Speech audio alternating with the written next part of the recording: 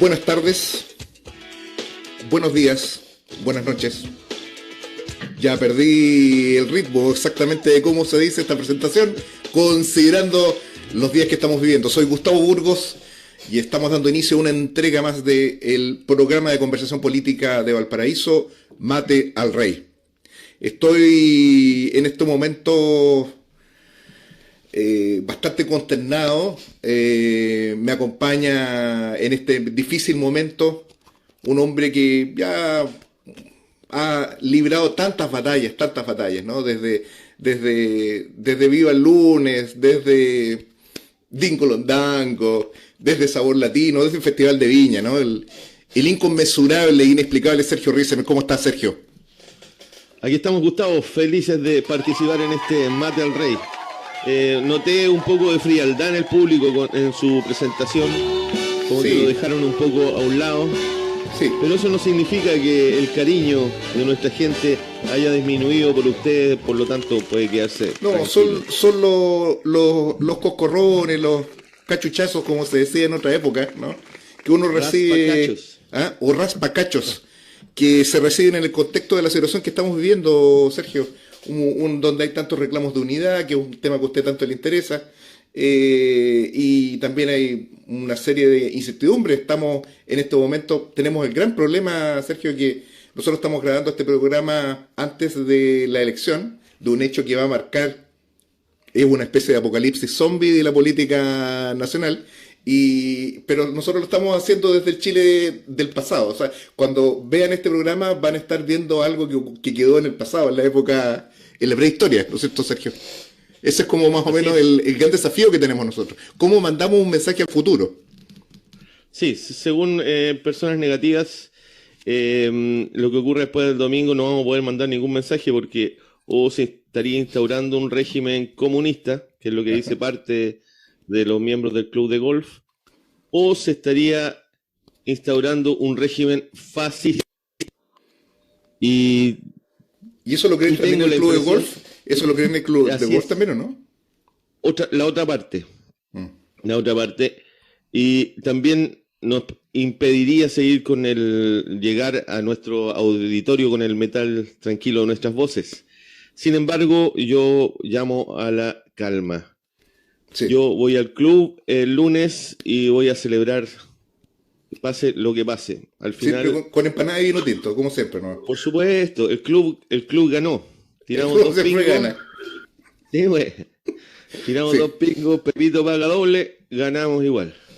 Me parece muy bien. Que tener esa actitud ecuánime que permite flotar en todas las circunstancias, Sergio, que es lo que ha permitido que usted esté acá, después de haber pasado por tantos lugares, de Calle Lira, después el canal de la Universidad de Chile, Canal 13 en algún momento, Canal Nacional, después todo el periodo, ese periodo que es el llamado el periodo como más desconocido suyo, que es el de los infomerciales, ¿no? Pero bueno. Sí, con Castro de la Barra. Sí. Con Castro de la Barra, ese trabajo, esa asociación también con la Madrid, etcétera. Sí, no fue mal, sí. Bueno, claro, pero no, probablemente, esto lo dijo Borges y también lo dijo Bielsa. Los argentinos en general razonan en este sentido, que la verdadera magnitud de los hombres se ve en la derrota.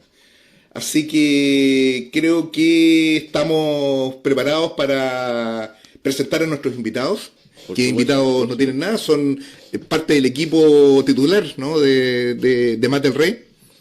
Y estamos en primer lugar con un dirigente, un genuino y noble dirigente vecinal de la comuna de San Joaquín, que ha recibido saludos inclusive como vecino en el canal de YouTube de este programa, el cientista político Juan Carlos Gómez Leighton. ¿Cómo está, Juan Carlos?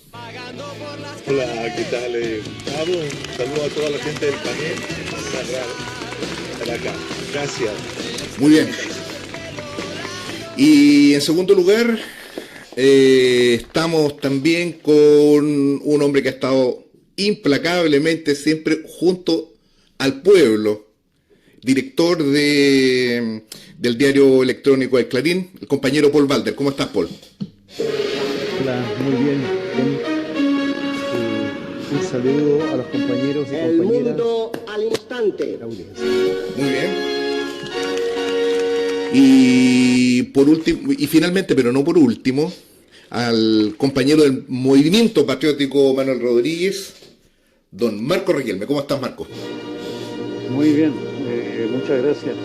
Después me gustaría saber sobre el señor Risenberg, ¿Sí? porque si bien es cierto, tuvo una brillante carrera Sí. y estuvo en distintos canales, pero parece que en algún momento llegó hasta el canal San Carlos, ¿eh? Es posible. Anduve por ahí. Sí, estuvo ahí. Estuvimos tirando unos despachos en directo.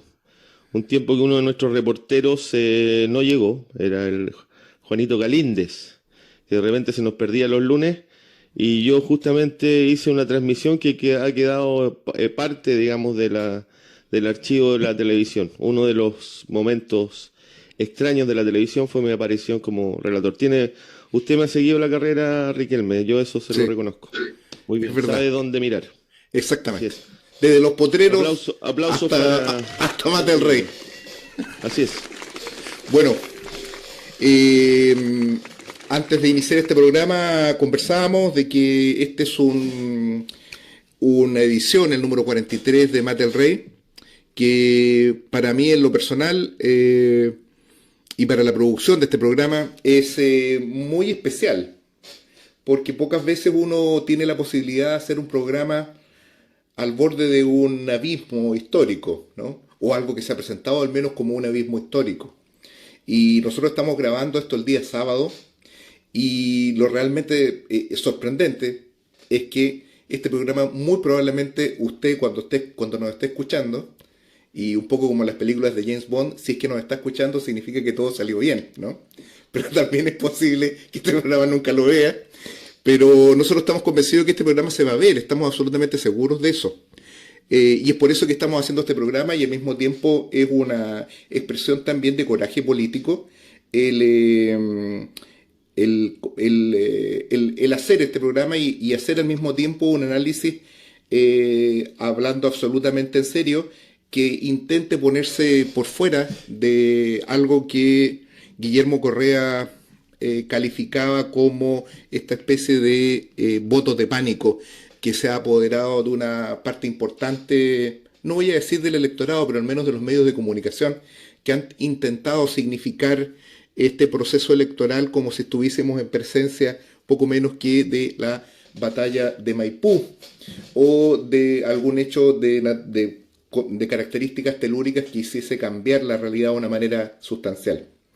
No tengo cómo comprobarlo, pero me comentaban de que Zizek, el filósofo, opinando respecto de la candidatura del proceso electoral en Chile, cosa que realmente me sorprende, decía que lo que estaba ocurriendo en este momento en el país era asimilable a aquello que le ocurre al coyote en el dibujito de la, no sé si de la Warner Bros., cuando va caminando. Los dibujitos animados a veces caminan en el borde de un precipicio y caminan bastante en el aire y caen cuando se dan cuenta de que están parados en el aire. La metáfora no es tan ingeniosa, pero al menos me permite construir algo de lo que está ocurriendo en este momento en el país. Hay una evidente traslación del debate político, sobre todo en la última semana, hacia los paradigmas que estuvieron detrás de del proceso del plebiscito de 1988. Logró finalmente instalarse en el debate político más que el problema del orden, que es algo que primó, valga la redundancia, en la primera vuelta, el problema del orden, del combate a la delincuencia, ¿no? Como que ese fuera el desafío fundamental, que ese fue el gran triunfo de Kast. Y el gran triunfo de Boric, o de Apruebo Dignidad en esta segunda vuelta, es el haber logrado instalar la idea de que aquí estamos, en definitiva, en una disputa entre dictadura o fascismo y democracia. De tal suerte que estamos en una especie de choque civilizatorio, más que en una simple justa electoral, en que el electorado tiene que tomar una opción en blanco y negro, y en que la cual el triunfo de una candidatura como la de Kast significaría el regreso a formas dictatoriales como las conocimos durante la dictadura de Pinochet. No es una tribuna en la cual nosotros vayamos a hacer defensa en modo alguno de una candidatura reaccionaria, piñerista y absolutamente burguesa como la de Kast. No hay ninguna duda tampoco de la afiliación política de este sujeto, pero también al mismo tiempo nos parece importante señalar de que este proceso, de la manera como se está presentando, ha evidenciado algunas características que, y aquí voy a citar a uno de nuestros panelistas, a Juan Carlos, ¿no? De que evidentemente aquí hay un rasgo de unidad nacional que se está explicitando a través de esta campaña. Yo quisiera, para terminar un poco la introducción de este tema, quisiera hacer dos observaciones, dos hechos que me parecen especialmente importantes de lo ocurrido en la última semana, o tres quizás. El primero es que en el debate que tuvo lugar el día lunes, si mal no recuerdo, ¿no? Entre Boric y Kast, ocurrió una cuestión muy importante, de la que Kast, si tuviese algún tipo de habilidad en el debate y algún tipo de agudeza política, lo habría podido explotar muy bien, que es la idea de que dejó claro Boric de que inclusive hubo un elemento tan sensible de su programa como lo es la cuestión del fin de la AFP, lo relativizó y ello iba a quedar sujeto a la posibilidad de lograr acuerdos con la derecha en el Parlamento. Eso en la práctica es una renuncia al programa, al objetivo programático, antes de disparar un tiro, por usar una expresión militar. Esto me parece que además se traslapa de alguna manera a la integridad del pequeño paquete de reformas que acompañan la candidatura de Boric. Boric al mismo tiempo llegó a este debate luego de haber hablado y haber recibido el beneplácito ni más ni menos que de Michelle Bachelet, y durante la semana, el día miércoles, hizo una afirmación estentoria que apuntó también en el mismo sentido con que Boric ha ocupado el terreno de la derecha, el terreno de Kast, ha hecho propio el discurso punitivista, el discurso pro policía, y en el que señaló de que iba a tomar medidas para combatir la delincuencia, y señaló dos cosas realmente absurdas. Son absurdas en la forma, pero en cuanto al contenido son gravísimas. Absurdo es pretender hacer más grave la ley de control de armas. La ley de control de armas tiene un origen en el gobierno de la Unidad Popular, fue promulgada en noviembre del año 73 y fue aquella que permitió, 72, fue aquella que permitió que el ejército iniciara el desarme de las organizaciones populares y obreras en Chile en aquel periodo, y que después, durante la dictadura, se transformó en una ley absolutamente draconiana que impide la concesión de ningún tipo de beneficio, que significa, para quienes nos están escuchando, que es más grave tener una pistola en un cajón, una pistola del abuelito en el cajón de algún escritorio en la casa, que matar a una persona, muy probablemente. Porque cuando uno incurre cualquier ley de infracción a la ley de control de armas, nunca tiene ningún tipo de beneficio. Bueno, eso ha sido declarado en innumerables veces inconstitucional por el reaccionario Tribunal Constitucional de nuestro país. Bueno, el candidato del árbol, el hombre del apruebo, el demócrata que se nos presenta a nosotros como el liberador en esta justa electoral, ha planteado que esa ley hay que hacerla más dura. Y segundo, demostrando un absoluta desconocimiento de qué es lo que ocurre realmente en el país, planteó de que era necesario prohibir los fuegos artificiales. Él se refería a las celebraciones que efectúan aparentemente los narcotraficantes cuando reciben droga y lanzan fuegos artificiales, omitiendo que también los fuegos artificiales, dependiendo de cuál es el contexto, sirvieron como una arma de lucha importante de la primera línea para enfrentar las fuerzas policiales. A partir de estas declaraciones, lo que está ocurriendo, y con esto, ¿por qué cito esto? Porque indudablemente son estas declaraciones, la renuncia al programa y asumir en buena medida el programa de Kast, lo que está perfilando, o de alguna manera está prefigurando, que si Boric ha ocupado todo el espacio político de Kast, no tenga casi oxígeno en este momento. Eso me parece que es como punto de iniciación para este debate, y en el orden de presentación le concedo la palabra a Juan Carlos. Bueno, gracias, Gustavo. Indudablemente que estamos en un momento especial, en esos momentos que uno muchas veces lo observa en la historia, de que los hombres y mujeres estuvieron delante de un acontecimiento que se podía producir, pudiera generar cambios en la vida, en la existencia de muchos, ¿no? Y creo que eso ha sido la forma como se ha presentado esta contienda electoral desde el fin de la primera vuelta hasta ahora, ¿no? Esta idea de que algo grande se está jugando, algo que va a irrumpir en nuestras vidas y va a provocar una situación muy descontrolada o un desacierto, o no se sabe qué es lo que va a pasar. Indudablemente que aquellas personas que están a favor de Kast van a plantear de que viene el orden, viene la tranquilidad, se terminan todos estos hechos violentistas, etcétera, porque aquí se va a instalar el Estado de Derecho. Y por el otro lado, ¿cierto? Se nos plantea de que con Boric viene la esperanza. Es curioso la esperanza, porque esperanza y alegría me recuerda a aquellos momentos de 1988, 89, cuando se nos decía que la alegría venía porque íbamos a tener todo aquello que no tuvimos durante 17 años. Y ahora es como decir, ahora vamos a tener todo lo que no han podido tener durante 30 años. Porque se supone, o se debiera suponer, que el proyecto o el programa de Boric debiera representar aquello que debiera ser lo contrario a lo que fueron los gobiernos de la concertación y de la nueva mayoría, como también de la derecha, ¿no? Sin duda que eso no va a ser así. Porque la forma como Boric ha ido constituyendo la base electoral, social electoral, para poder enfrentar la segunda vuelta, lo amarra a una serie de situaciones en que la continuidad del modelo neoliberal se está expresando o se va a expresar de la misma forma como fueron los amarres que de una u otra manera tuvo la concertación cuando asume en 1990 con Patricio Aylwin, ¿no? ¿Qué es lo que puede marcar la diferencia? ¿Qué es lo que puede marcar la diferencia en esta situación?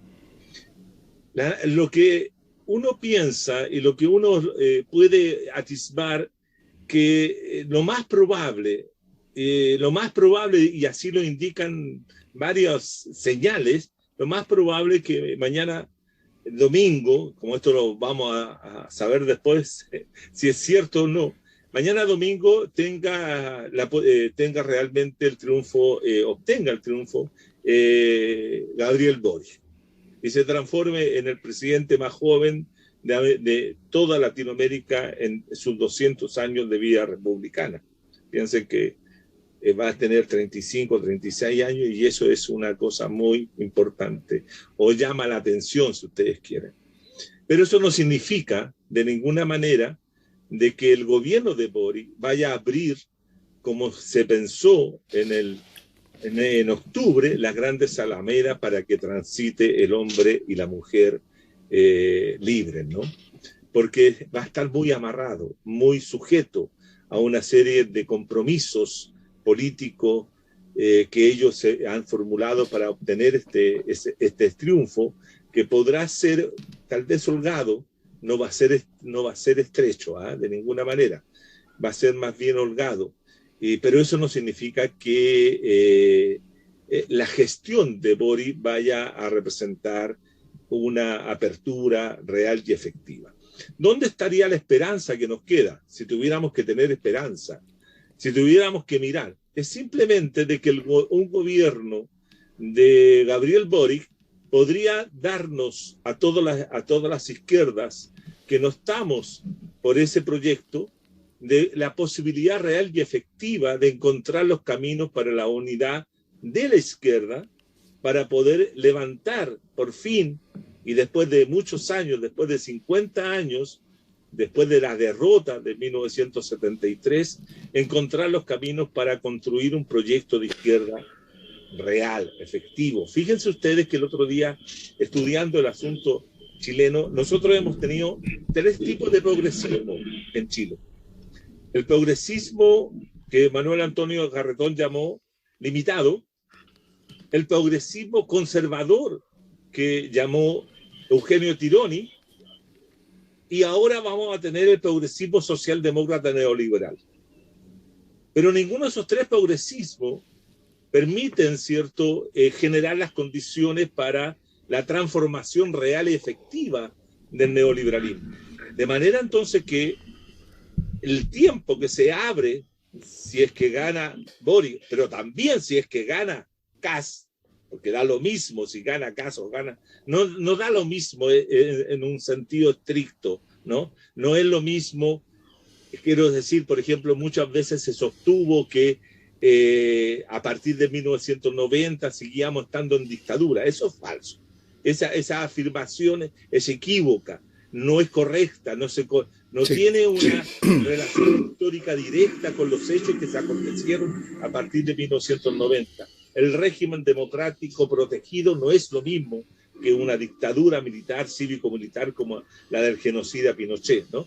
Sino que fue distinto, pero tenía limitaciones. Ahora vamos a tener un régimen que igualmente va a ser limitado, pero que nos da, y esto es lo que quiero transmitir, nos da la posibilidad a las izquierdas de poder hacer ese trabajo que no hemos hecho en 50 años, que es la de la construcción de un proyecto de izquierda. Si no, nosotros tenemos una posición frente a Boris, tenemos una posición frente a Kast, pero esa posición no incide hoy día en la coyuntura de mañana. Esa posición no tiene relevancia en la situación de mañana. Nosotros, si vamos o no vamos, va a dar lo mismo, porque yo creo que la fuerza política que ha logrado construir Boris desde adentro de ese mar de gente que hoy día no ha votado, va a conseguir ganar. Pero eso no significa que la izquierda esté incidiendo en eso. Se equivocan aquellos que piensan que votando por Boris se está votando por la izquierda. No, se está entregando un voto a un candidato que tiene una posición obviamente mucho más democrática que la que tiene Kast, porque yo no voy a decir que Kast y Boris sean lo mismo. Se entiende. Y eso hay que también tenerlo claro. Boris no es un genocida, no es un nazi, no es nada de eso. Sí. Por lo tanto, no podemos hacerlo similar a Kast. Por lo tanto, si la izquierda quiere votar por Boris, vote, pero no piense que ese va a ser un gobierno de izquierda. Porque Boris no tiene izquierda en el grupo. Qué fuerte. No es propiamente. Termino. Por lo tanto, yo creo que se abre la posibilidad real y efectiva de empezar todos los grupos de izquierdas que hay dispersos en todos los lugares, comenzar a construir ese proyecto que se lo debemos todos, y nos debemos eso y se lo debemos a la sociedad y al pueblo chileno, porque no podemos pasar 50 años más o 30 años más esperando reconstruir algo. Se vive de nostalgia y se vive pensando de que pudo haber sido y no fue. Este proceso electoral, sí, este proceso electoral tiene esa señal. Están presentes las cicatrices de la transición, indudablemente. Pero yo no sé qué piensa Paul, si se inscribe con esa afirmación de que se desprende de lo que dijo Juan Carlos, al menos yo lo desprendo. Esta idea de que podría ser Boric el titular o quien encabece una nueva concertación. ¿Cómo ve esa afirmación, Paul? Hola. Sí, podría ser. Creo que ese sería el escenario más negativo. De todos los escenarios, ese sería el más negativo de todos, ¿no? Pero no es necesariamente eso, no creo que se repita eso, no creo que se quiera administrar nuevamente de la misma manera el modelo neoliberal, digamos, profundizándolo más. Creo que ya no tiene ni capacidad de expansión ni de profundización el modelo neoliberal. Ya no hay, excepto 2 o 3 empresas estatales para seguir privatizando. Ya no hay otras áreas más para seguir haciendo concesiones. Las concesiones están muy mal evaluadas por la población. Es decir, es muy difícil completar o continuar con ese modelo que administró la concertación. Ahora me gustaría ver un poco las cosas para mañana, ¿no? Para mañana, la escena para mañana es, claro, yo estoy totalmente de acuerdo con Juan Carlos, es que no hay comparación, ¿no? No hay comparación, o sea, Kast es un representante del pinochetismo más agudo y más vivo que existe en la sociedad chilena en este momento. Un pinochetismo que estaba latente en la UDI, ¿no? La UDI, cuando vio que Kast tenía posibilidades, inmediatamente dijo, bueno, aquí la están dando, ¿no? Saquémonos la máscara y somos nosotros así, pinochetistas, y nunca hemos creído en este proceso de justicia, de condena a la dictadura. Es decir, ahí tenemos, o sea, Kast ya lo repite, que indultaría a los abuelitos de Punta Punta Peuco. Peuco, ¿no? Entonces, claro, hay una serie de señales. No va a cambiar nada, ¿no? Nada de lo que las personas están demandando se va a cambiar, o sea, te conformas con la pensión mínima de aquí para el resto de tu vida, las colusiones van a continuar, etcétera, etcétera. Es decir, ahí hay una diferencia grande. Ahora, claro, pero la propaganda ha hecho una caricatura de ambos, ¿no? Uno no es comunista y el otro tal vez no es fascista, pero sí es un pinochetista, ¿no? Eso hay que tenerlo en cuenta. No creo que sea el fascismo y que al día siguiente vamos a tener ahí banderas con la suástica en las calles. O sea, eso no está dado, ¿no? Está dado, pero sí, él puede impulsar digamos, y a alimentar un clima muy, muy irritante, muy complejo, ¿no? De salir todas sus hordas a darse todo tipo de caricias en las calles, ¿no? O sea, eso, ese es el escenario, ¿no? El escenario, pero bien, ¿qué es lo que estamos viendo ahora con las encuestas, ¿no? Las encuestas que no se pueden difundir? Pero como esto va a salir para después, Sí las podemos difundir. la podemos difundir, ¿no? Claro, es curioso, ¿no? Es curioso que si tú lo ves en forma aritmética, Kast tiene los votos de Sichel, ahora hoy día Parisi le traspasó como el 90%, dijo, hicimos una consulta, no sabemos si es trucha o no, con nuestros Seguidores. seguidores, sí, son seguidores o militantes, no lo sé, que o son clientes, no lo sé. Pero, Claro. pero ya todos van a ir a votar por Kast. Entonces, vamos sumando y le da los cálculos, ¿no? Con la calculadora, digamos. Con la calculadora, claro. Y a Boric le cuesta bastante, ¿no? Le cuesta bastante. 6% decía por ahí un trending topic, ¿no? Yeah. Boric 6%, que era el 6% que le pasaban los seguidores de Parisi. Entonces, en aritmética no resultaría, pero las encuestas que en un momento llegaron a un empate, un virtual empate, curiosamente la CADEM, tan criticada, la CADEM ha dicho que hay una diferencia como de 10 puntos, y ahora salió otra que se llama Activa, la famosa también. Sí, el Pulso Ciudadano, que también le está dando una ventaja, ¿no? Está dando una ventaja a pocas horas.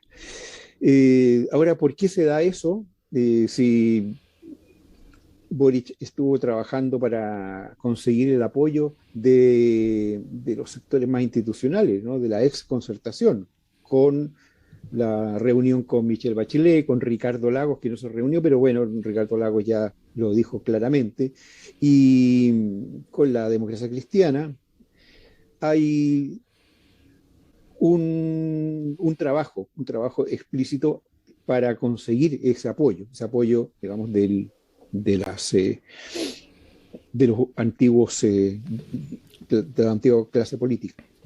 Pero también está el trabajo de terreno, que yo creo que que un trabajo en terreno que se dio a partir del 21 de noviembre, no antes no hubo ese trabajo de terreno, y aparentemente, o sea, ha sido exitoso.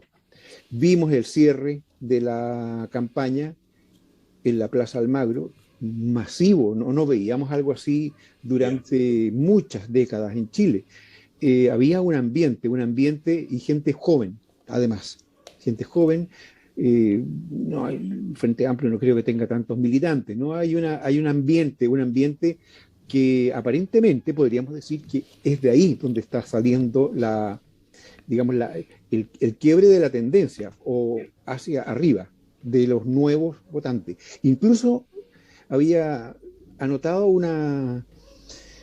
en la activa, habla de los que no van a votar y ha disminuido en varios puntos desde las semanas, los sondeos anteriores al último sondeo.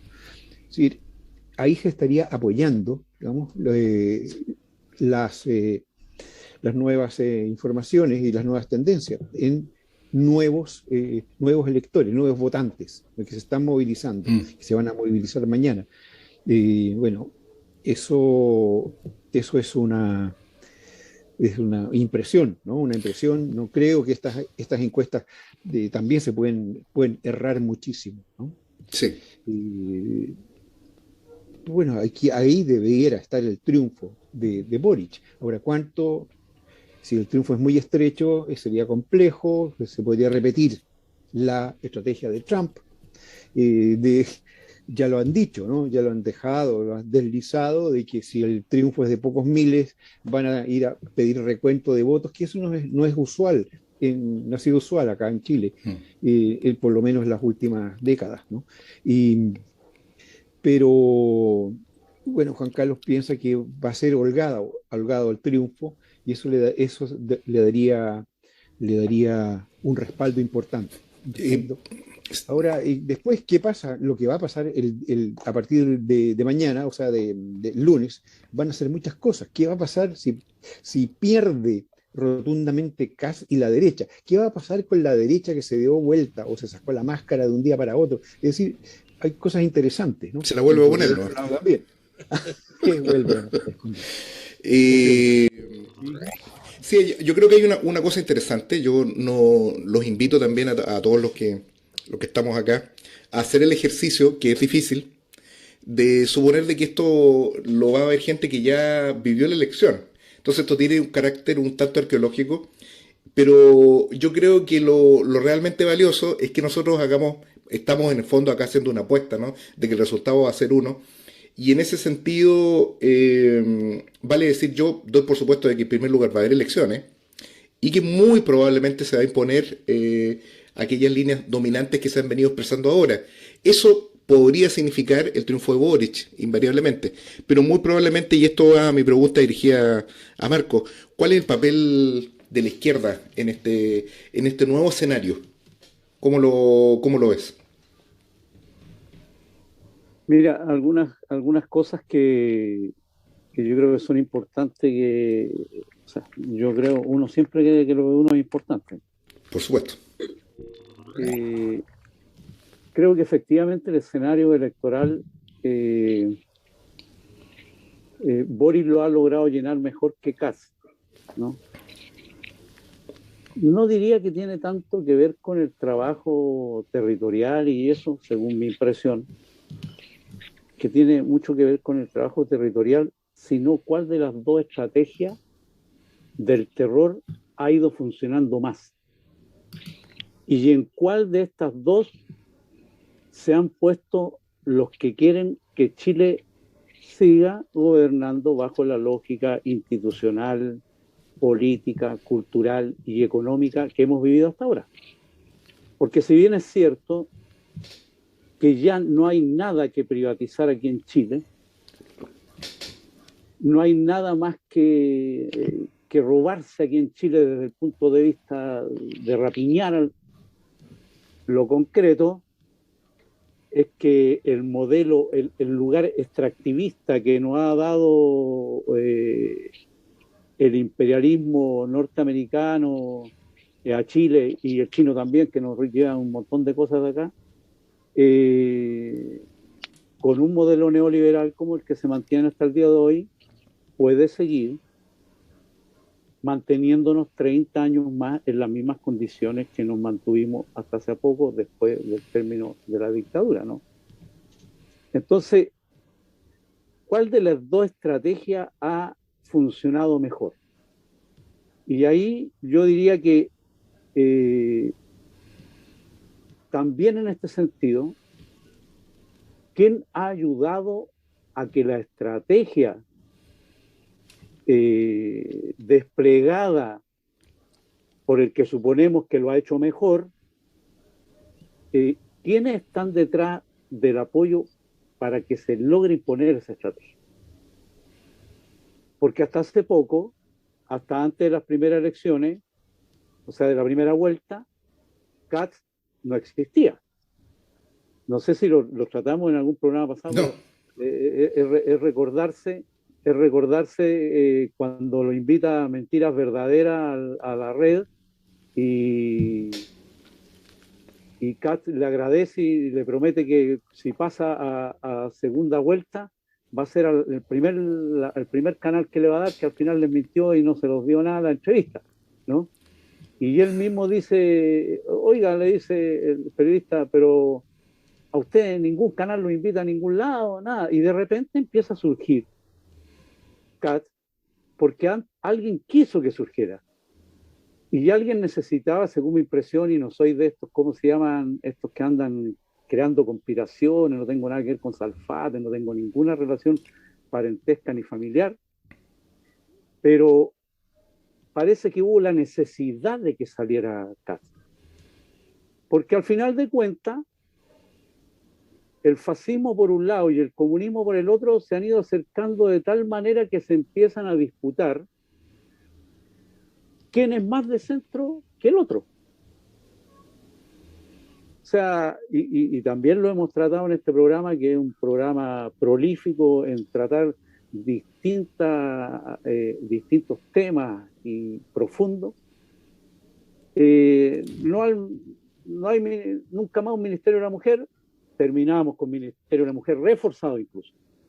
En el Gualmapu hay que crear un clima de paz. Terminamos con agarrar a palo para restablecer el orden. Entonces, alguien nos llevó a que esto llegara a este punto. Porque hoy incluso algunos que estaban también en la campaña esta que iba a llegar, que era brutal, y que es brutal todavía en Twitter y todo, que yo no iba a votar, pero ahora voy a votar porque no quiero que a mi hija me la viole, me la desaparezcan, en fin, etcétera, etcétera. Estamos llegando ya a un momento que decimos, bueno, no es tan así tampoco, no es que vaya a salir Katz con la gente y vaya a empezar a paliar, pero hasta hace poco lo decíamos. Hasta hace poco yo no lo decía, me refiero a que la gente lo decía, y yo no lo veía en Twitter, en diferentes comentarios, en las redes sociales. No, si van a salir las bandas organizadas. Y hoy día ya empezamos a decir que no es tan así, ¿no? Y también yo creo que Katz es el continuador de Piñera. O sea, si estamos hablando de que Katz es un pinochetista, es que estos 30 años lo hemos pasado con pinochetistas, pues. Los diputados de la UDI, Renovación Nacional, Evópoli, todos son pinochetistas, porque ser pinochetista, que es una caricatura en realidad, porque al final de cuentas Pinochet era un peón, ¿no?, de la burguesía chilena que logró imponer este modelo capitalista neoliberal. Entonces, incluso es más, algunos, y no nos hagamos los giles, miraban con ojitos así vidriosos cuando hablaba de Desbordes. Y hoy día Desbordes está vuelto loco, casi fanatizado apoyando a Katz. O sea, son los mismos. Justamente, el Paco Desbordes. Entonces, yo creo que por ahí hay dos gobiernos, y aquí quiero entrar a contestar, disculpen que me tome un tiempo, pero sí. vi que los demás panelistas también lo hicieron. Exacto. No creo que me nombran siempre en el tercer lugar, me dan la palabra en el tercer lugar, y no creo que haya algún tipo de discriminación. Al contrario. Entonces, no es casualidad. Que cierre, compañero, para que cierre. Entonces, el gobierno que salga realmente está obligado, o estamos obligadas y obligados a levantar el proyecto popular. sea, aquí no hay alternativa. Y ojo, porque si bien es cierto, Schatz a lo mejor nos va a complicar en que se ponga a lo mejor, claro, pegue los palos con más ganas y todo eso, pero por el otro lado, Boric no va a complicar que produce la confusión. Y este programa fue, yo creo que el primero que tomó estas ideas, esta especie de memes, cuando dicen, hay que sacar a Boric para parar el fascismo. Después cuando empieza a gobernar Boric, bueno, pero recién está empezando a gobernar como la mocerolita. Y crea una confusión. Oye, no, en realidad porque aquí puede haber un golpe de Estado si le hacemos algo al gobierno de Boric. Y después viene, no se puede hacer nada porque el Congreso estamos fritos, estamos mitad y mitad. Eso como el tercer año, ¿sí? Claro. Y finalmente... Es que dura 3 años. Pues, que dura. Y finalmente, a los 4 años, tenemos que volver a votar por la neoconcertación o la concertación 3.0, porque la 2.0 fue la nueva mayoría. Claro. Volver a votar por la 3.0, porque si no, se nos viene el fascismo encima. Sí, lo dejo hasta ahí, tenía más. Sí, yo creo lo siguiente, que cualquiera sea el resultado de la elección, no me cabe duda de que el que pierda va a quedar en una situación muy expectante. Usted, Sergio, que es habitual a los caballos y ese tipo de cosas, conocerá, digamos, que es lo que cuando una persona queda placé, queda también con buenas oportunidades para otras fórmulas, digamos, de aplicación de premios. No sé muy bien lo que estoy hablando, pero yo sé que Sergio me entiende, al menos con el corazón.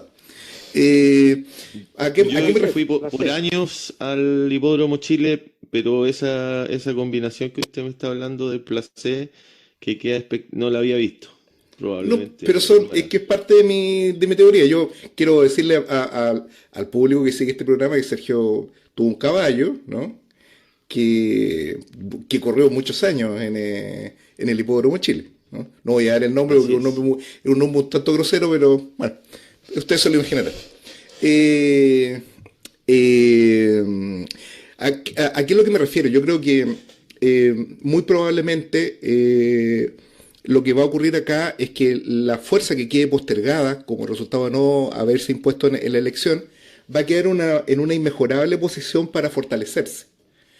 Y esto especialmente en relación con el papel de la derecha, porque el gobierno que viene va a ser un gobierno que va a enfrentar probablemente de las mayores tempestades políticas y económicas en lo que va corrido este siglo. Es el periodo probablemente de mayor profundidad, y en los últimos 100 años los economistas están contestes en señalar de que estamos viviendo una crisis económica internacional cuyas profundidades son solamente comparables a la crisis de fin de los años 20. De hecho, se habla ya de una recesión. El gigante latinoamericano, Brasil, ya entró en su segundo trimestre de caída directa en el producto y está ya en un proceso abiertamente recesivo. O sea, esto ya es algo formal. El Banco Central subió en 4 puntos sobre lo que ya había subido la tasa de interés, lo que hace más caro el dinero y lo que da cuenta de una política de contracción. Esto no se va a modificar por la elección de uno u otro presidente.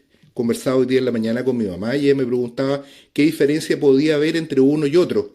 La verdad que la diferencia, como bien lo apuntó el propio Boric en el debate, está limitada por el escaso espacio que tienen ambas fuerzas políticas para imponerse una sobre la otra en el Parlamento.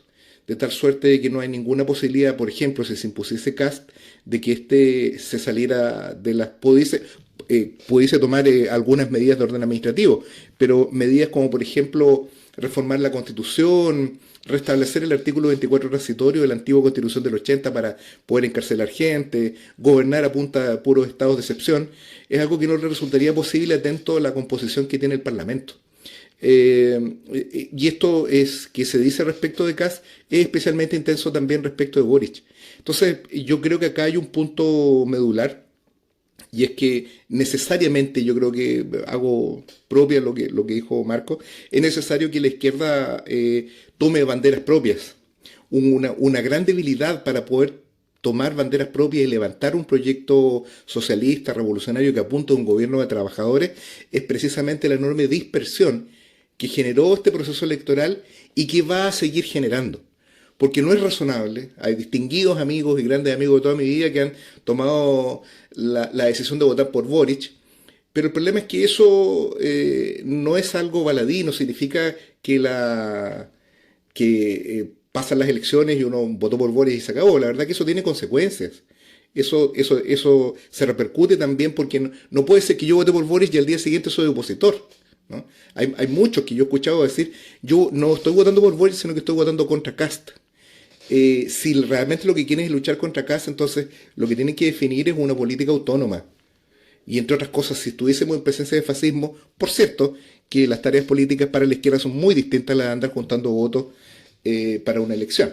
Entonces, yo creo que acá hay un punto porque quiero también que Sergio me ayude a tomar una decisión, si pasamos a cartas amarillas y usted se hace cargo de lo que resta del programa, o entramos a un estado de excepción, que podría ser una nueva modalidad de este programa, que sin cartas amarillas le permite a usted seguir en la conducción de este programa, Sergio. Se le escucha muy bajito, ¿eh?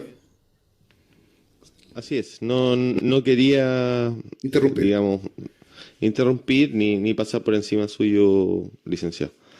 Sí, podría ser una especie de golpe bonapartista, sí, claro, en el cual todos los poderes del Mate al Rey se ponen en estas certeras y firmes manos. Sí, e inexplicable. Pero, exactamente, pero como mi trayectoria democrática me lo impide, yo creo que podemos seguir todos compartiendo este mate al rey sin que yo tenga que imponer la autoridad que por el solo hecho de mi larga trayectoria profesional me significa. Antigüedad.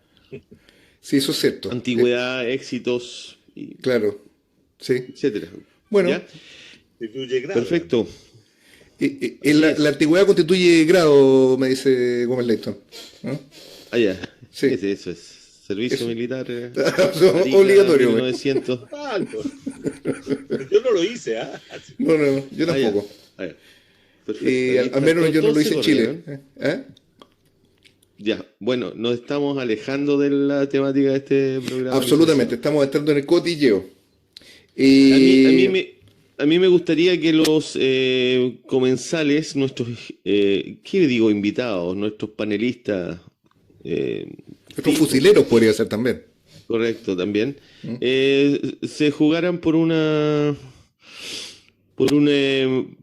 porcentaje de votos. ¿Qué cosa más electoralista se ha puesto este programa? Es bastante, sí. Estamos retrocediendo. Es una involución política brutal la que está promoviendo. Estamos pasando al ludo. Estamos jugando al ludo, don Sergio. Empezamos con la violencia, sí, cómo asaltar supermercados y ese tipo de cosas, y terminamos preguntándole a los invitados cuántos porcentajes de votos van a haber en las elecciones. Bueno, eso demuestra la amplitud de este programa y el manejo que se le está dando, es decir, tratando de acercar a nuevos sectores. Y en este caso le estamos hablando al sector electoralista. Queridos panelistas, yo empezaría por el señor Riquelme, que es uno de los más entusiastas. Para invertir el... Correcto. Claro. Sí, para impedir ciertas protestas y ciertos detallitos y rumores de que está haciendo... claro que hay una persecución y todo. Dejémoslo que el señor Riquelme hable. Señor Riquelme, ¿podría usted jugarse por una cantidad de votos, un número, un porcentaje? ¿Tiene usted capacidades de proyección en ese sentido? Mis proyecciones son... Mis capacidades de proyección son muy malas. Yo creo que va a andar más o menos similar la cantidad de gente que va a participar. Creo que va a aumentar un poco, pero muy poco. Pero hay que tomar en cuenta lo siguiente. O sea, pensar que la gente vaya a votar, la gente que no ha votado, y que eso sería un triunfo para Boric, es pensar que el 50% o el 52, 53, a veces 54 y más porcentaje que no vota en Chile sería un porcentaje de izquierda. entre comillas lo digo. Y eso no es así, porque puede ocurrir que producto de la campaña se aumenta la votación, una cantidad vote contra el comunismo y otra cantidad vote contra el fascismo. En ese sentido yo creo que puede aumentar, no de manera ostensible, y uno puede equivocarse, pero me da la impresión que no, y que de todas maneras, producto de la campaña, recién Paul estaba entregando unos elementos, información bastante buena. Si la CADEM dice de que va ganando Boric, o sea, si la CADEM le está haciendo campaña en este momento a Boric, porque eso de que no se vaya a saber todavía la encuesta, es como cuando uno le dice a alguien, cuando alguien quiere que se sepa algo y se lo cuenta a otra persona, le dice, oye, pero no le vaya a contar a nadie, pues. Sí. Y sabe perfectamente que ese se lo va a contar a todos. Claro. Entonces, si existe por parte de la CADEM, no coloque el dedo porque aquí nosotros no estamos votando, señor Risenberg, entonces usted está haciendo... entonces, es que coloca el dedo así como uno. Claro. Como el uno. Es que nosotros sabemos que él tiene su... ahora está haciendo así. Se nos fue para el otro lado, Risenberg. Haga así mejor, haga así. Bueno, entonces, debido a eso, yo creo que va a estar por lo menos unos 4 o 5 puntos arriba Boric sobre el CAT. Y comparto plenamente lo que expresaba el licenciado en cuanto a que a veces los que llegan placé, o sea, uno también le apuesta a los segundos caballos, ¿no es cierto? Sí. Apuesta a quinela, apuesta a un montón de cuestiones, pero... Eso es lo que quería decir. Eso, entonces, a veces el que llega a placé sirve también para el objetivo, sigue sirviendo para el objetivo de los apostadores. Sí, pues, y en algunos casos se ha llegado hasta que el placé paga más que el primero. Sí, también está la situación no despreciable de Pepito paga doble también, que es también aplicable en este tipo de hipótesis. Sí, es la que estamos manejando.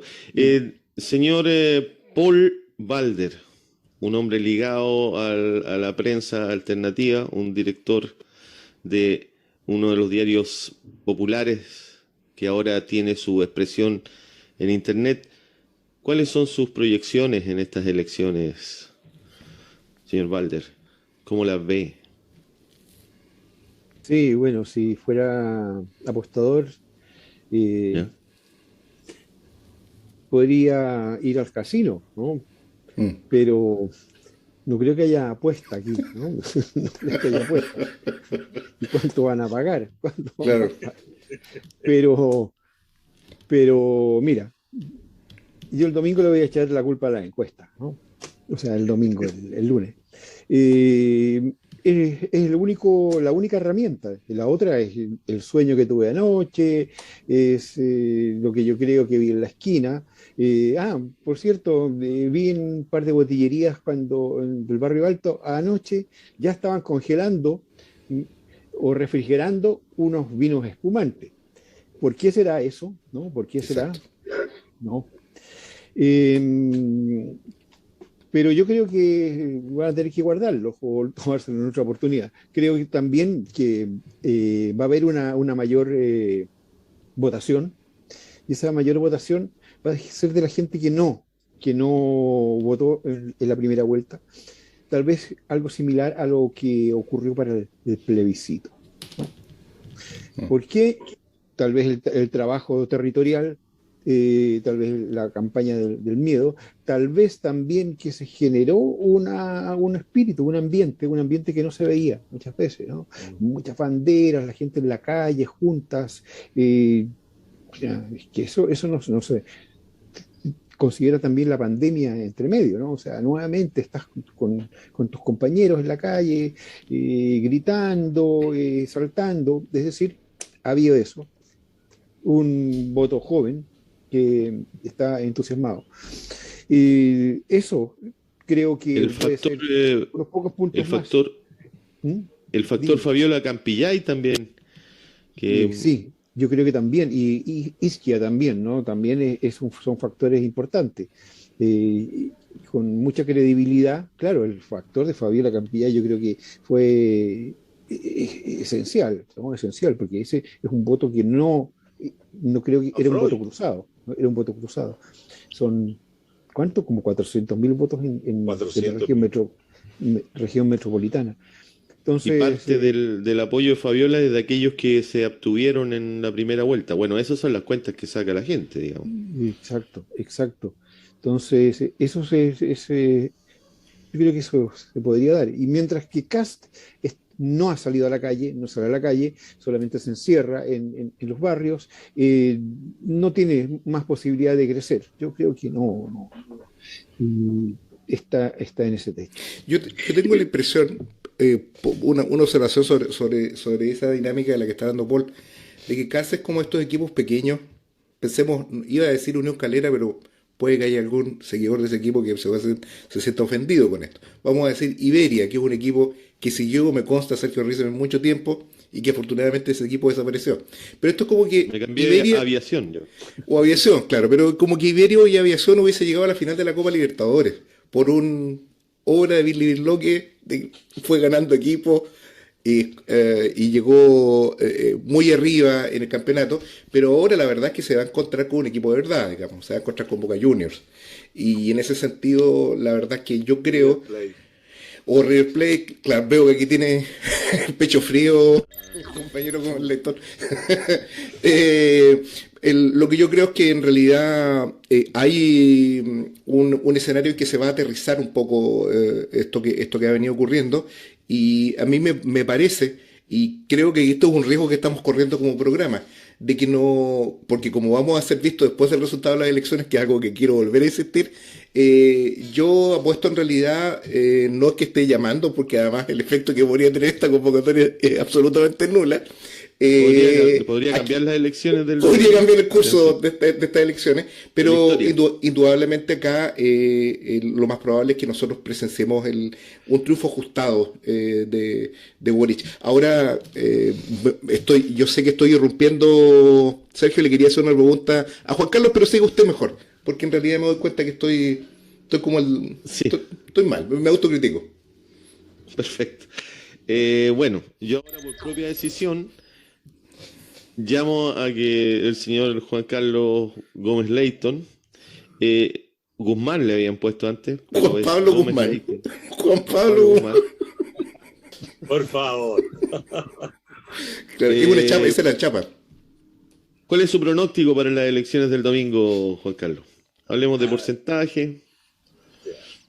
Bueno, en realidad hay varias cosas que se podrían decir con respecto a mañana, qué decir, cuántos pronósticos, qué sé yo. Pero hay una cosa muy cierta que todos los cientistas políticos siempre tendemos a decir, que esta elección la domina la incertidumbre.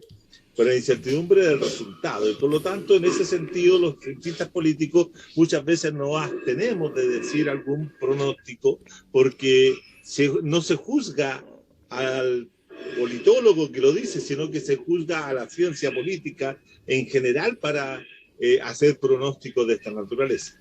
Pero atendiendo a la pregunta y al mismo tiempo y al ambiente que tenemos y más encima de una situación que este programa se va a escuchar un día después o varios días después de varios días.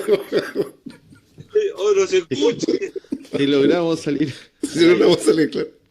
Hay una cosa interesante, porque yo tengo la impresión de que muchas veces se dicen cosas sobre el mundo de lo no votante, a lo cual yo llamo y he llamado en mis diversos escritos sobre esa naturaleza como el partido de las y los no electores. Es un grupo de personas amplio, heterogéneo, diverso, muy cambiante, pero que tiene un núcleo central que son los abstencionistas estructurales. En Chile hay un abstencionismo estructural que uno lo puede fijar en un determinado sector y que son, ¿cierto?, un grueso de ese 53%, transformémoslo en 100, yo diría que el abstencionista estructural en Chile anda por alrededor del 30 o el 35%. Que no vota y que no ha votado desde 1990 en adelante. Es decir, son varias generaciones o varios grupos etarios los que no han hecho ese acto. Y hay otro grupo que yo también identifico, que es el votante que en la jerga de la ciencia política le llamamos volátil, que va, entra y sale. Ese entra y sale ha estado muy presente en los últimos torneos electorales que se han registrado desde el 2020, cuando fue el plebiscito de entrada, hasta la fecha. Nosotros vimos esa entrada y salida, por ejemplo, el 15 de mayo. Lo vimos después en la segunda vuelta de los gobernadores. Entonces, es un votante que entra y sale y que se entusiasma o no se entusiasma y puede elevar, ¿cierto?, la tasa de participación, como la elevó en una elección al 51%, que fue el 2020. Y después lo volvió a caer, en la siguiente. Y aquí puede suceder lo mismo. Yo, para decirle francamente, yo he construido 10 escenarios posibles jugando con ese grupo de personas que entra y sale. 10 escenarios posibles. Y dentro de esos 10 escenarios posibles construidos matemáticamente, aritméticamente, jugando con una serie de factores, ¿cierto? Es posible decir que de esos 10, en 6, si se producen ciertas condiciones, gana Boric, y 4 gana Kast. ¿Ah? Entonces, en esos escenarios. Ahora, hay otro grupo que también puede ser muy variable, que lo que yo he llamado en todo mi escrito los electores subpolíticos, que son todas aquellas personas que hacen política en los márgenes del sistema, que son críticos del sistema, pero que tienen una actitud también reacia a la participación electoral y miran desde afuera. Y ese grupo, que puede ser alrededor de un 20 o un 25% del total de no electores, que también pueden tomar una decisión de votar. ¿Ah? Entonces, aquí hay varios factores que estarían influyendo en ese sentido. Ahora, todas las cosas que han dicho los compañeros como Polo, que ha dicho Marco, con respecto a la campaña electoral, los medios de comunicación, el tipo de forma de presentar a los candidatos, todo eso influye, todo tiene una incidencia, todo juega un factor. El problema sustantivo es que no se puede medir ese factor. No se puede medir cuánto influyó la campaña del miedo. ¿Cuánto? Por ejemplo, van a decir, no, es que si fueron a votar mucho, es que la campaña del miedo contra el fascismo fue un éxito. Eso no se puede medir.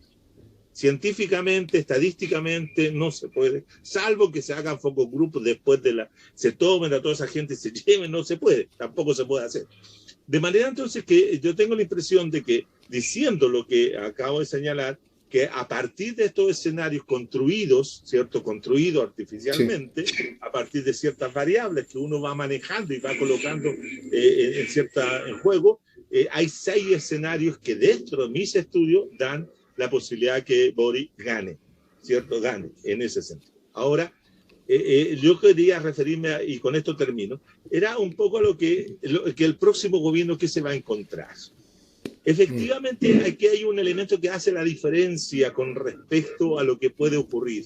Si gana Boric, uno podría postular la hipótesis de que vamos a tener un gobierno favorable al proceso constitucional. Debiéramos pensar o debiéramos tener la hipótesis de que eso va a ser favorable, con lo cual, ¿cierto?, la modificación de la actual correlación de fuerza en el Parlamento podría modificarse. Y se podría modificar solo con un acto al interior de la Convención Constitucional, que es modificar o establecer una modificación sustantiva de una institución del sistema político. Por ejemplo, modificar el sistema bicameral o pasar de bicameral a unicameral. Ese es y lo dice el reglamento, lo dice, y lo dice el articulado 138, lo dice claramente, que si hay una modificación sustantiva, se modifica todo lo que hay. Entonces, ese sería uno de los factores importantes a tener en cuenta si es que Boric gana. Ahora, Si gana Kast, indudablemente olvídense de la convención constitucional. Ahí entramos en otro terreno y otra cosa. Pero aquí hay un dato que hay que tenerlo presente. Y ese dato es un dato que el pueblo, la ciudadanía, la gente que queremos cambios radicales, podemos exigírselo al nuevo gobierno si es Boric el que llega a la presidencia. Porque hay ¿quién va a jugar un factor fundamental para cambiar la correlación de fuerzas en el país? No va a ser el Parlamento, no va a ser el gobierno, sino que va a ser fundamentalmente la convención, si es que ellos quieren, ¿cierto?, generar, mira lo que voy a decir, un harakiri a sí mismo, a los partidos políticos que le integran, a los partidos políticos que integran el Parlamento y a todas las fuerzas políticas que andan ahí. Eso podría ser. Ahí no tendríamos un gobierno de 4 años, sino tendríamos un gobierno de 2 años o menos. Ese es mi planteo. Yo quisiera hacer una observación sobre el asunto de la juventud de Boric. Hay un ruso, que es uno de los padres del marxismo ruso, que es Plejánov, que sostiene una teoría muy interesante, que es el papel del individuo en la historia, ¿no? Y él dice que los individuos no son aquellos que transforman la realidad, sino que son de manera importante, son una expresión del proceso social que los ha llevado, como si fuese una ola, a la cresta de un proceso político. Y de esa manera expresan, de alguna manera, características generales de dicho movimiento. Y por ejemplo, él decía, el zar expresa a la clase social que lo ha puesto ahí. Y el hecho de que sea un tipo que crea embrujo, ande con Rasputín, juegue a hacer las tonteras que hacía, porque era toda una manga de idiota, expresaba también una clase social decadente. Yo quisiera poner atención sobre un elemento que tiene que ver con la idea de la juventud de Boric, que ha sido puesta como un elemento dirimente de esta situación. Porque la verdad que en la historia, voy a señalar solamente 3 casos que me parecen como relevantes.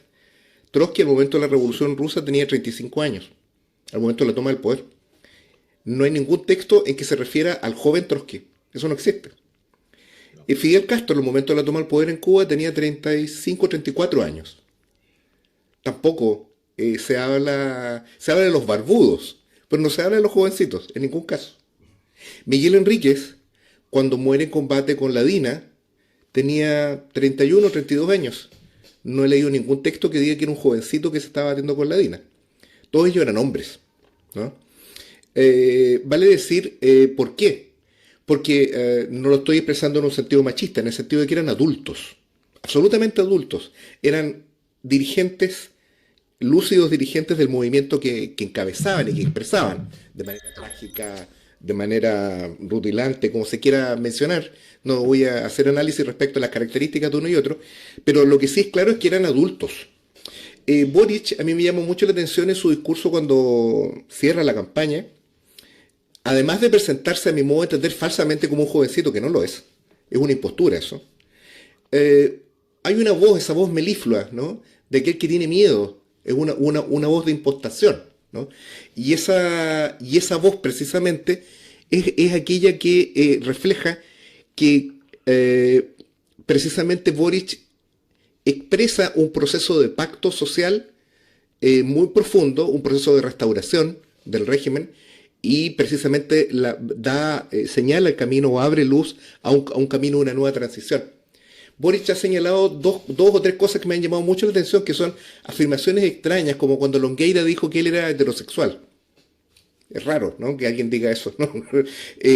Normalmente ese tipo de errores lo único que están ratificando es la necesidad que uno tiene de afirmar una determinada situación. Boris dijo 2 cosas. Él dijo que él era de clase muy acomodada. Trato de generar, cuando cito, de ser lo más exacto posible. Dijo eso, y también dijo, muchas veces ha dicho que él es un dirigente social. Porque ninguna de las 2 cosas tienen que ver con el lugar donde él se encuentra actualmente. Él está actualmente porque ha significado como un acto de coraje, un acto de traición a un movimiento.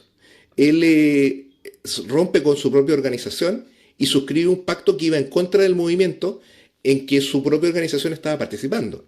Convergencia Social de alguna manera estaba en la oposición a Piñera, convengamos eso, no es la gran cosa, la organización política de Boric, pero era una organización que estaba de alguna manera en conflicto con Piñera. Y él se sale de eso y entra encontrándose en un baño, ¿no?, con uno de los senadores, con Coloma precisamente, esto lo dice él, esto no es ninguna bravuconada, y a partir de ahí surge esto. Vale decir, él llega acá como resultado más bien de su propia, de su inagotable inventiva como negociador. Él tiene una muñeca poderosa, pero no es un dirigente social, ni es tampoco un joven dirigente social, ni tampoco expresa ideas nuevas, del momento que cuenta con el aval ni más ni menos que un geronte como Ricardo Lagos, o alguien que se le pueda atribuir cualquier connotación menos de ser renovador en la política como Michelle Bachelet. Quisiera apuntar eso, me parece que ese es un elemento muy importante para entender lo que viene de aquí en más. Me parece importante que se comprenda adecuadamente de que los que vivimos el periodo del 89 estamos en un déjà vu. Estamos en un déjà vu. Lo que se está viviendo, se inicia un nuevo proceso de transición, muy probablemente con Boris, que es lo que indudablemente va a ocurrir, pero aún con Kast. Lo que se va a iniciar es un nuevo proceso de transición, y en ese sentido yo creo que es muy importante la conformación de un frente de lucha, de un frente de clase. Creo que la gran conclusión que hay que sacar precisamente de toda esta histeria y este apocalipsis zombie y fascista que se vivió durante los últimos meses es que precisamente la izquierda tiene que organizarse de manera autónoma y tiene que organizarse sobre la base de una premisa de clase y con una perspectiva de revolución social. Si no avanzamos en este sentido, vamos a estar un poco, como dice Juan Carlos, eternamente haciendo comparsa de la burguesía liberal, de los liberales, ¿no? Ahora se llaman posmodernos o como quieren llamársele, mañana tendrán otros nombres, pero el fenómeno es siempre el mismo. Juan Carlos hablaba de los que comenzaron a votar en 1990, probablemente los inicios de las elecciones comenzaron acá en Chile más o menos de manera marcada, que pueda ser reconocible, en 1833, y desde aquella época había pelucones y pipiolos. Y de alguna forma lo que nosotros estamos viviendo, como en Paraguay, como en Uruguay, que están los colorados y los blancos, de alguna forma lo que aquí se está viviendo es un poco eso. Nadie podría decir seriamente de que colorados o blancos expresaban de alguna manera alguna tendencia democrática en Uruguay o en Paraguay. Creo que lo mismo puede aplicarse respecto de este bloque emergente de poder. Eso quería apuntar, Sergio. Perfecto, licenciado, muy claro. Usted dice, mirando al personaje Boric podemos tener una idea de el proceso que estamos no viviendo. Es un niño. Perfecto. Yo lo que diría es no es un niño. No es un joven tampoco. Sí, mi abuelo decía está bien boludito ya. Exactamente. Claro. Cuando yo decía alguna cosa así como que tenía miedo o algo así, él repetía está bien boludito ya. Y vemos dónde llegó usted finalmente. Así es. Yo aquí les tiro un desafío a los panelistas en un minuto. Porque estamos cerrando el programa, ¿no es cierto? Por eso estamos cerrando. Sí. Sí. Los tres panelistas tienen alguna relación o conocen o son parte o forman parte del círculo. ¿Qué opina usted? En un minuto, no más. La carta de Sergio Rodríguez Gelfenstein. Qué raro que le cueste pronunciarlo, Sergio. Eso. Gelfenstein. Muy bien. Está bien pronunciado. Está muy bien pronunciado. Risenberg Cohen. Licenciado. Sí. Perfecto. No, ya. Atilio Borón. Trata muy mal a aquellos que no están dispuestos, que se llaman de izquierda y no están dispuestos a votar por Boric. En un minuto, nada más que un minuto, su impresión acerca de esta polémica, Juan Carlos Gómez Leighton. Un minuto, esto sí que es un Juan Carlos, el breve Gómez Leighton. Correcto. Yo diría que se trata de una muy interesante discusión de dos sujetos que yo conozco muy bien, que son mis amigos, y no me voy a pronunciar sobre eso. En un minuto, estuvo justo en un minuto. Perfecto, Juan Carlos. Un minuto, amarillito, sí. En un minuto. Sí. Paul Walder. Otro que es amigo que no es amigo de nadie, Paul, así que... Yo la verdad leí primero la de Rodríguez Gelfenstein y después leí la de Atilio Borón. Creo que es una discusión de grandes egos de partida, no tanto de una postura política, no tanto de grandes teorías, ¿no? Sino, bien, uno se sintió arrinconado, se sintió atacado de cierta manera, pero así lo veo. Yo creo que esa discusión es interesante, pero no creo que sea la gran discusión de este momento. Esa va a estar después. Yo creo que lo que aquí sea, ya me pasé el minuto, bueno, lo que aquí se estaba comentando, yo creo que lo que aquí se estaba comentando y que podría ser una escena a partir de un triunfo de Boric, para, digamos, para las orgánicas, para digamos, la masividad de un proyecto más de izquierda. Creo que eso creo que es un tema de mayor relevancia. Perfecto. Y luego nuestro siguiente y último panelista, que no es amigo de nadie, pero les conoce a Atilio Borón y al señor Rodríguez. Por favor, señor Riquelme, ¿cuáles son sus impresiones? Sí, en un minuto. A Sergio lo conozco más. A Atilio Borón en realidad lo conozco por su gran experiencia académica. Lo voy a contestar así porque me están dando muy poco tiempo. Me voy a tomar los 20 segundos que le quedaron a... Que no sea fresco. Entonces, el tiempo elástico mate al rey. Lo voy a contestar así. Borón, por muy Borón que sea, no me va a venir a decir, ni nos va a venir a decir a aquellos que tenemos una posición política cómo tenemos que votar. Y en realidad él siempre se ha mantenido en una serie de apoyo a gobiernos progresistas, que a mí me parece muy bien, a veces sin mayor crítica, y me parece a mí que en ese sentido él tiene todo el derecho a hacerlo, ¿no? Creo que lo que me llamó la atención, lo que me llamó mucho la atención, y con esto termino, es que también con el nivel académico y de experiencia, de conocimientos teóricos que tiene, él crea también que aquí va a llegar, porque de una u otra manera lo establece, ¿no? Que aquí va a llegar el fascismo y que estamos en la última oportunidad y que tenemos que estar donde tenemos que estar, que es bastante, desde ese punto de vista me encontré bastante básico lo que dijo. Una bofetada. Sí, y yo siendo una persona con muy pocos conocimientos teóricos lo reconozco, y además quiero decir algo antes que esto termine. Hacía a modo de homenaje al compañero que con el trauma ocular se suicidó en Valparaíso. Patricio Pardo, una situación lamentable. La verdad de las cosas es que durante la dictadura muchos fueron afectados y durante los 30 años muchos han sido afectados.